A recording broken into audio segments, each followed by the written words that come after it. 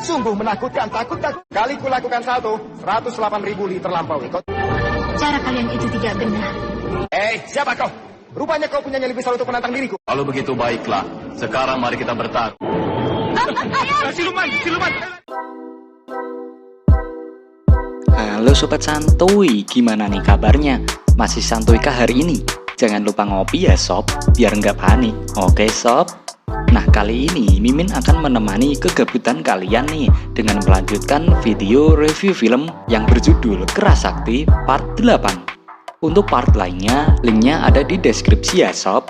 Oke lah sob, tanpa berlama-lama, sebelum nonton, cari posisi paling enak, siapkan cemilan, longgarkan celana dalam, dan langsung saja gas oi.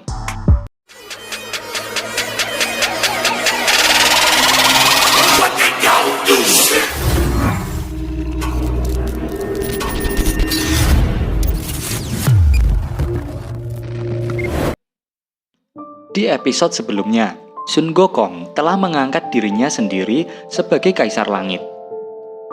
Kaisar Langit yang melihat itu sangat marah nih.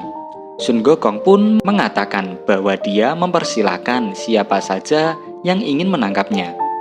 Hal itu dikarenakan kesaktian Sun Gokong yang sulit untuk dilawan dan kemungkinan sangat sulit juga untuk menangkapnya. Namun, kesombongan Sun Gokong itu tak bertahan lama. Tiba-tiba ada sebuah cahaya terang berwarna kuning yang langsung menangkap Sun Gokong.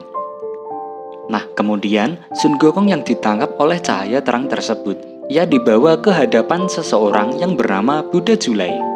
Sun Gokong pun bertanya, siapakah dia? Lalu pria itu mengatakan bahwa dirinya adalah Satria Moni, penghuni Nirwana. Ia mengatakan kepada Sun Gokong bahwa tidak sembarang orang bisa menduduki tahta Kaisar Langit. Sun Gokong pun mengatakan jika dirinya ini tidaklah sembarangan kera. Ia mempertanyakan siapakah yang bisa menangkapnya. Sun Gokong mulai menyombongkan dirinya. Ia membeberkan semua kesaktian yang ia miliki kepada Buddha Julai. Buddha Julai mengatakan bahwa menjadi kaisar harus melalui 1750 tahap dan setiap tahapnya bisa menghabiskan waktu lebih dari 100 tahun. Ia pun menanyakan apakah Sun Gokong pikir dialah yang paling hebat di dunia ini. Dan jelas saja ya, Sun Gokong dengan sombongnya mengatakan bahwa dialah yang paling kuat. Buddha Julai menantang Sun Gokong.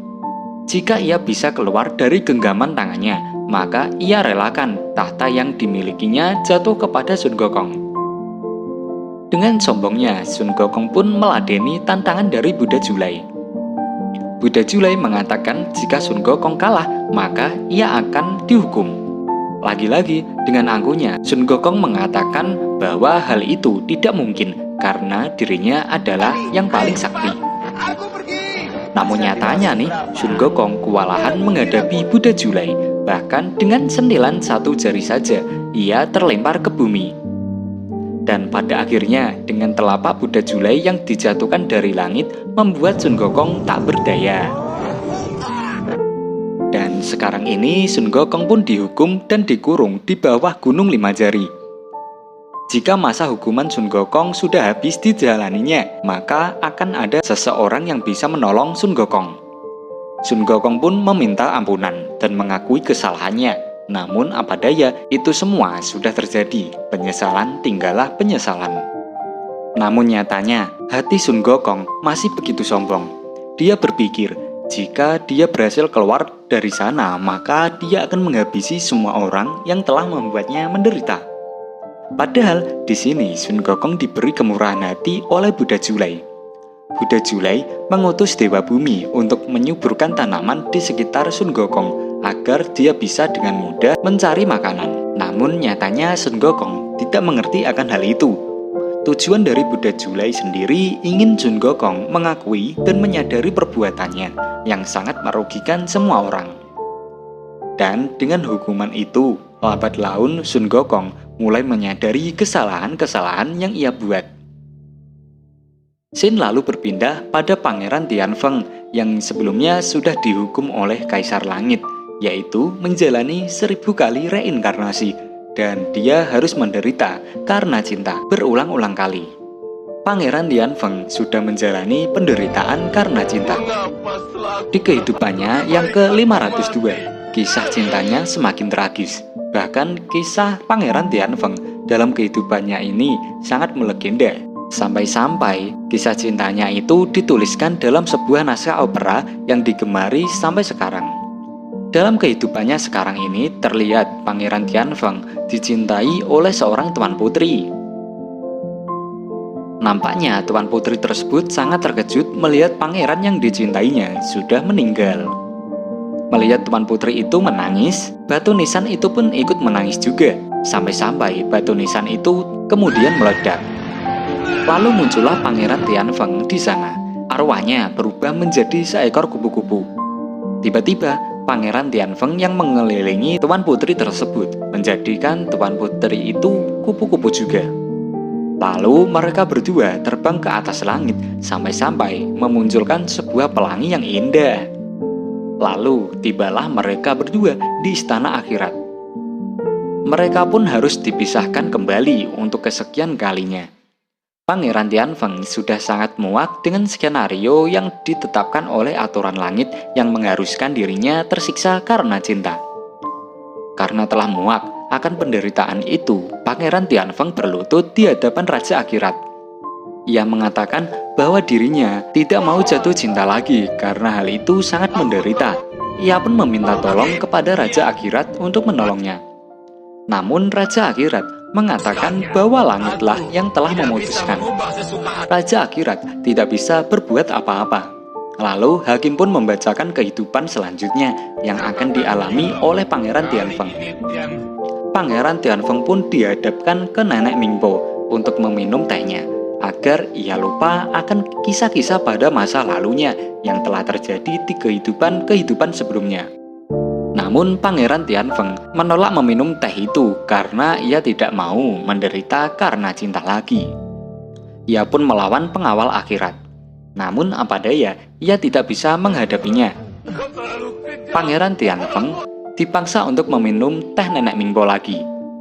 Nenek Ningpo menyuruh pengawal untuk melemparkan Pangeran Tianfeng ke lorong waktu agar ia kembali bereinkarnasi dan lahir kembali ke dunia. Namun di sini, Pangeran Tianfeng yang terus melawan dan kemudian ia pun terjatuh ke lorong waktu yang seharusnya tidak ia masuki. Ternyata, lorong waktu yang ia masuki itu adalah sebuah jalur reinkarnasi untuk para hewan. Artinya, di sini Pangeran Tianfeng salah jalur nih. Kemudian Shin memperlihatkan di sebuah kandang babi. Ibu babi yang akan melahirkan anaknya. Namun sang ibu babi kesulitan untuk melahirkan anaknya yang masih dalam kandungan. Terjadi keributan antar babi-babi di sana. Dan setelah keributan tersebut, ibu babi berhasil melahirkan seekor anak babi. Pemilik babi pun mencoba mengecek situasi babi yang sedang melahirkan. Namun, betapa terkejutnya sang pemilik melihat seorang anak laki-laki yang berwujud seekor bayi babi. Mereka pun lari ketakutan karena mengira anak babi tersebut adalah siluman. Nasib anak babi itu sangat mengenaskan. Jika siang, ia harus mengendap-endap dan selalu bersembunyi. Jika malam, ia harus keluar untuk mencari makan. Terlihat di sana, Pangeran Tianfeng yang berwujud manusia setengah babi itu memakan sebuah buah sambil melihat kemolekan tubuh dari seorang wanita nih.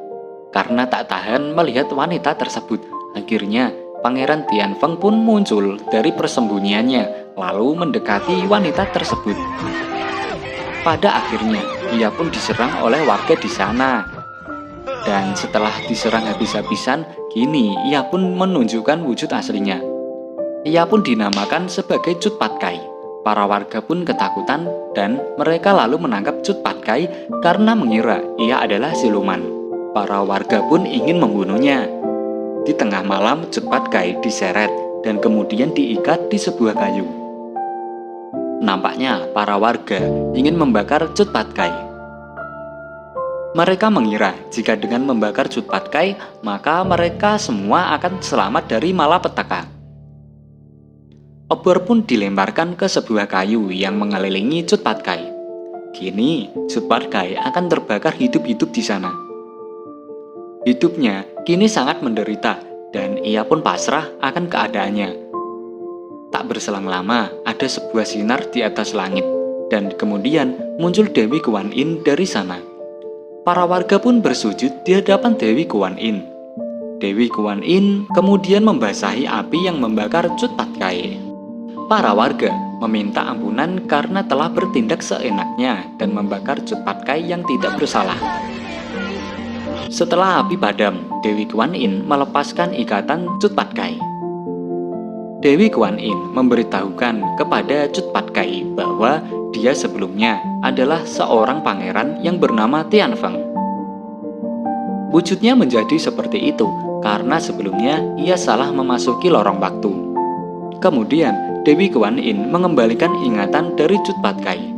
Kini Cut Pat Kai bisa mengingat semua kehidupan reinkarnasi yang telah ia lalui sebelum-sebelumnya. Bahkan dia pun ingat siapa dirinya yang sebelum melakukan kesalahan dia adalah seorang panglima di sebuah istana kayangan. Cut Pat Kai pun meminta belas kasihan kepada Dewi Kuan Yin. Sudah beratus-ratus kali ia menderita dan sakit hati. Sekarang dirinya menjadi sangat menderita dari kehidupan sebelumnya. Apalagi saat ini ia berwujud seekor babi. Dewi Kuan Yin hanya bisa mengatakan bahwa Cut Pat Kai bisa melakukan hal-hal yang baik untuk menebus semua dosa-dosanya.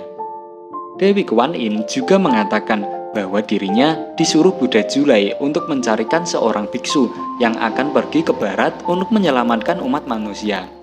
Jika Cut Pat Kai menjadi pengikutnya dan melindunginya pergi ke barat, maka Cut Pat Kai akan terbebas dari penderitaan dan reinkarnasi selanjutnya. Cut Pat Kai pun sangat antusias dan ia mau mendampingi biksu tersebut. Lalu Dewi Kuan Yin pun membersihkan badan Cut Pat Kai. Dewi Kuan Yin memberikan Pangeran Tian Feng sebuah nama bahwa seterusnya Pangeran Tian Feng akan dipanggil dengan sebutan Cut Pat Kai. Dewi Kuan Yin menyuruh Cut Pat Kai menunggu biksu tersebut dengan sabar. Kelak, takdir akan mempertemukan Cut Pat Kai dengan biksu tersebut. Dewi Kuan Yin dengan baik hatinya mengembalikan seluruh kesaktiannya, bahkan senjata miliknya juga. Kini Cut Pat Kai memiliki 36 sihir dan tidak takut lagi akan penghinaan atau bahkan penyiksaan oleh para warga. Karena dengan wujudnya seperti itu, kemungkinan ia akan mengalami beberapa kendala. Scene lalu berpindah pada Sun Gokong yang dihukum di Gunung Lima Jari. Kemudian ia sangat senang sekali karena melihat Dewi Kuan Yin yang mendatanginya. Sun Gokong pun menceritakan penderitaannya kepada Dewi Kuan Yin bahwa sudah 500 tahun ia dikurung di bawah Gunung Lima Jari. Ia pun meminta kebebasan kepada Dewi Kuan Yin. Ia berjanji tidak akan mengulangi perbuatan-perbuatan yang telah ia lakukan sebelumnya. Dewi Kuan Yin mengatakan bahwa tujuannya menemui Sun Gokong, ingin memberitahukan bahwa tidak lama lagi akan ada pengambil kitab suci yang akan lewat di tempat tersebut.